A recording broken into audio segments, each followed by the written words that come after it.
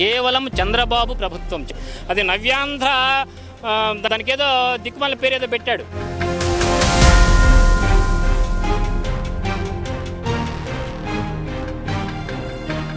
బాలకృష్ణ కంటే రెట్టింపు డైలాగులు చెప్తున్నారు తెలుగు భాష గురించి, తెలుగు సంస్కృతి గురించి. చేతల్లోకి వచ్చినప్పటికీ శూన్యం.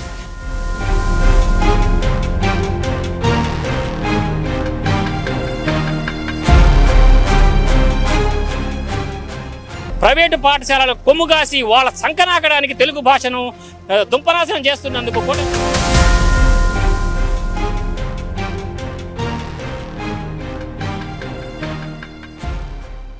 Welcome to Vishwabharat TV.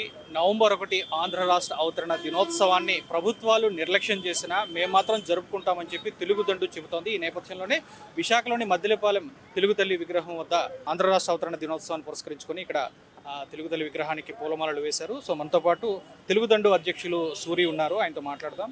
అసలు ప్రభుత్వాలు ఆంధ్ర రాష్ట్ర అవతరణ దినోత్సవాన్ని నిర్లక్ష్యం చేయడానికి గల కారణాలు ఏంటి? ప్రభుత్వాలు అనలేమండి, కేవలం చంద్రబాబు ప్రభుత్వం. చంద్రబాబు గారే ఆంధ్రప్రదేశ్ అవతరణ దినోత్సవం చేయడం ఆయనకి ఇష్టం లేదు. ఎందుకంటే ఆయన ఉద్దేశం ఏంటి, 2 రాష్ట్రాలు విడిపోయిన రోజునే, అంటే జూన్ 2వ తేదీనే మనం జరుపుకోవాలి. అంతా దానికి ఏదో దిక్కుమాల పేరు ఏదో పెట్టాడు. దానికి ఏవో పేర్లు పెట్టుకోండి, మీరు ఆ రాజమౌళిని తీసుకొచ్చి సినిమా గ్రాఫిక్లు పెట్టుకోండి స్వామి, మాకేమీ ఇబ్బంది లేదు. ఆంధ్రప్రదేశ్ నుంచి తెలంగాణ విడిపోయింది కానీ తెలంగాణ నుంచి ఆంధ్రప్రదేశ్ విడిపోలేదు. ఇప్పుడు నా కొడుకున్నాడు, బూత్ కాదు నా కొడుకే నిజంగా. ఇప్పుడు నేను నా ఇంటి పేరు ఏదైతే ఉంటుందో నా కొడుకు కూడా అదే ఇంటి పేరు వస్తుంది. అంతేగాని నా నుంచి వాడు వేరే కాపురం పెట్టుకున్నాడని వాడు ఇంటి పేరు మారదు కదా. ఈరోజు ఆంధ్రప్రదేశ్ నుంచి చిన్న పసిబిడ్డను అడిగితే చెప్తా అసలు లేని పోని లొల్లి ఇది.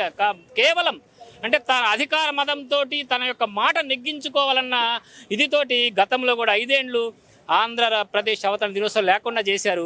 అందుకనే ఆంధ్రులందరూ హాంఫర్ట్ అంటే మీరు మాయమైపోయారు. ఈసారి కూడా మీ బుద్ధి కుక్కతో ఒక వంకర అన్నట్టు ఈసారి కూడా మీ బుద్ధి మారట్లేదు. అంటే ఇన్ని మాటలు వాడుతున్నారని మీరేం బాధపడకండి, ఎందుకంటే కడుపు మంట అలా ఉంది. 15 నెలలు అవుతుంది ఇంతవరకు అధికార భాషా సంఘాన్ని వేయట్లేదు. వేదికల మీదేమో బాలకృష్ణ కంటే రెట్టింపు డైలాగులు చెప్తున్నారు తెలుగు భాష గురించి, తెలుగు సంస్కృతి గురించి. చేతల్లోకి వచ్చినప్పటికీ శూన్యం. ఎందుకు మీ బతుకులకు? మొన్నటికి మొన్న ఆగస్టు 29వ తేదీ మీరు విశాఖపట్నంలోనే ఉన్నారు. ముఖ్యమంత్రి గారు, ఉప ముఖ్యమంత్రి గారు, లోకేష్ గారు, దుర్గేష్ గారు, మండలి బుద్ధప్రసాద్ గారు, మహామహులందరూ ఇక్కడే ఉన్నారు. ఆ రోజు తెలుగు భాష దినోత్సవాన్ని చిల్డ్రన్స్ ఏరియా అదే బాలల ప్రాంగణంలో జరిపితే చివరకు మాకు దిక్కొచ్చింది ఎవరయ్యా అంటే ఆ మండలి వారు, కందుల వారు. ఈ ముగ్గురు ఇక్కడ ఉండే ఆ చుట్టుపక్కల కూడా చూడలేదు. ఇటువంటి వాళ్ళు మీరేమి మా భాషను కాపాడతారు, మా జాతిని కాపాడతారు మీరు. అందుకే ఈరోజు మీకు కృతజ్ఞతలు జరుపుతున్నాం. ఎందుకంటే ఆంధ్ర జాతిని అవమానించిన కూటమి ప్రభుత్వానికి కృతజ్ఞతలు. ఆంధ్ర జనుల యొక్క భవిష్యత్తును, బతుకును బుగ్గి చేయడానికి కంకణం కట్టుకున్న కూటమి ప్రభుత్వానికి ఈరోజు మేము కృతజ్ఞతలు తెలియజేస్తున్నాం.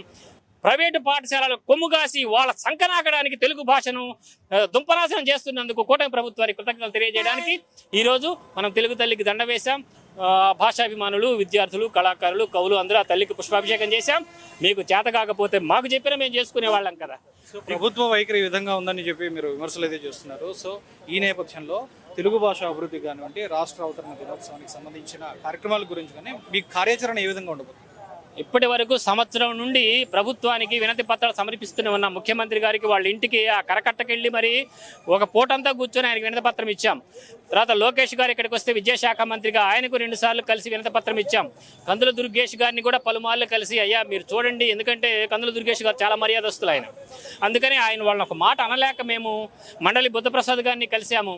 అందరినీ కలుస్తూనే ఉన్నాము కానీ చేస్తామంటారు వేదికల మీద. తెలుగు భాష గురించి నాయన చెప్పలేము కానీ వాళ్ళంత ప్రేమ వలకబోసేవాళ్ళు. ఆ సవతి తల్లి ప్రేమ ఏంటో వాళ్ళకి ఆస్కారు కూడా తక్కువే తండ్రి. తీరా చేతల్లోకి వచ్చినప్పటికి ఏమీ లేదు. ఆ ప్రైవేటు పాఠశాలలు, కళాశాలలు నాశనం అయిపోతాయి కదా. నాశనం అయిపోతే వీళ్ళకి రావాల్సిన కమిషన్లు పోతాయేమో. ఈ దిక్కుమాలిన పనులని చేస్తున్నారు. కాబట్టి రేపు ఈ నెల 10వ తేదీ బ్రౌన్ గారి జన్మదినం. మహానుభావుడు, ఆంగ్లేయుడై ఉండి కూడా తెలుగు సూర్యుడిగా ఈరోజు మనం శతక పద్యాలు కానీ మన ప్రబంధాలు చదువుకుంటున్నామంటే ఆ మహానుభావుడు పెట్టిన భిక్షే.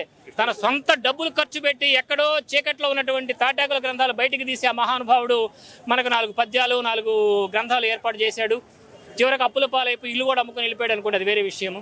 ఆ మహానుభావుడి జన్మదినాన్ని ప్రభుత్వం చేస్తానంటుంది. మరి ప్రభుత్వానికి మనం ధన్యవాదాలు చెప్పాలి, కృతజ్ఞతలు చెప్పాలి, అభినందనలు కూడా తెలియజేయాలి. మంచికి మంచి పొగుడతాం, చెడుకు చెడు తిడతాం.